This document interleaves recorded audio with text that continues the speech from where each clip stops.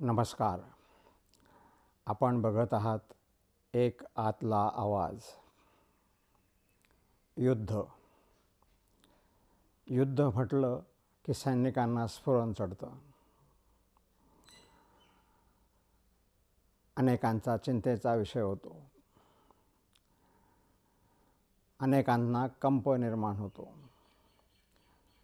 असं ह्या युद्धाच्या पाठीमागे एक भारतीय तत्त्वज्ञान आहे, जे श्रीकृष्ण अर्जुनाला सांगतात.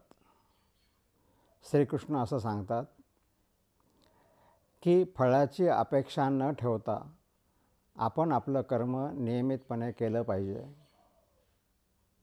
आणि मग त्यात विजय झाला तर वैभव प्राप्त होतं, आणि पराभव झाला तर माझ्याप्रत येता येतं. याचा अर्थ असा की फळाची अपेक्षा न ठेवता कर्म करत राहिलं, त्यातून जी काही फलनिष्पत्ती होईल ती आपल्या फायद्याचीच असते.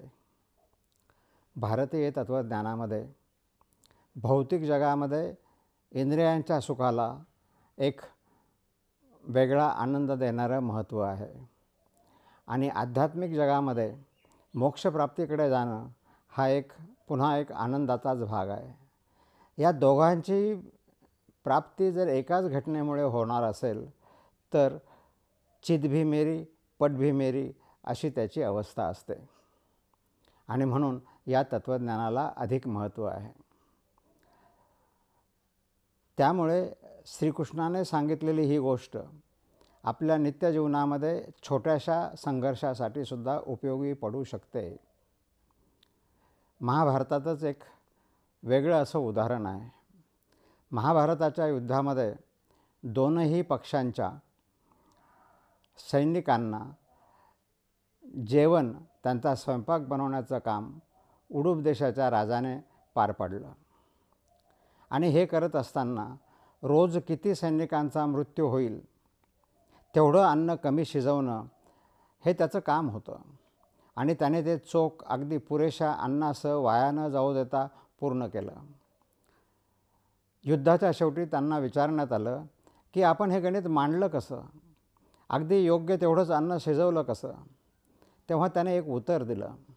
तो म्हटला, मी रोज श्रीकृष्णांना शेंगा खायला देत असे, आणि शेंगा खाऊन झाल्यानंतर ती टरफलं मी मोजायचो, त्याला एका विशिष्ट रकमेने गुणायचो, आणि आज एवढ्या लोकांचा, सैनिकांचा मृत्यू होईल त्या पद्धतीने अन्न कमी शिजवून त्यांना द्यायचं, हे त्याचं कारण आहे. घटना थोडीशी वेगळी वाटते, पण तत्त्वज्ञानाचा विचार जर केला तर सगळ्या घटना ह्या तत्त्वज्ञानाशी निगडीत असतात. श्रीकृष्णाने खाल्लेल्या शेंगा आणि त्याचं मांडलेलं गणित हे दर्शवत होतं की श्रीकृष्णाप्रत म्हणजे परमेश्वराप्रत उद्या किती लोक जाणार आहेत. तेवढं अन्न कमी शिजवण्यात आलं. म्हणजे तत्त्वज्ञानामध्ये सांगितलेली गोष्ट की कर्माची गोष्ट फळाची अपेक्षा न ठेवता जर आपण करणार असू तर विजय मिळाला तरीसुद्धा वैभव प्राप्त होतं, आणि अपयशाला तर परमेश्वराची प्राप्ती होते. परमेश्वर आपल्या जवळ राहतो, ही त्यामागची घटना आहे. तत्त्वज्ञानाचा विचार कधीही केला, कुठेही केला तरी तत्त्वज्ञान म्हणून बदलत नाही. त्याचं प्रतिबिंब हे प्रत्येक घटनेमध्ये व्यक्त होत असतं. आपल्या जीवनामध्ये रोजच काहीतरी संघर्ष घडत असतो. तो छोटा असेल, मोठा असेल. त्याच्या फळाची अपेक्षा न ठेवता तो संघर्ष जर केला तर विजय प्राप्त झाला तर वैभव प्राप्त होतं, आणि त्यामध्ये जर अपयश आलं तर परमेश्वर आपल्याजवळ असतो. हे शाश्वत तत्त्वज्ञान भारतीय तत्त्वज्ञानाचा पाया आहे, आणि तो तत्त्वज्ञानाचा पाया सर्वच बाबतीत सर्व सैनिकांना लागू आहे. परंतु जर तत्त्वज्ञानच मान्य नसेल तर मग मात्र प्रश्न येतो.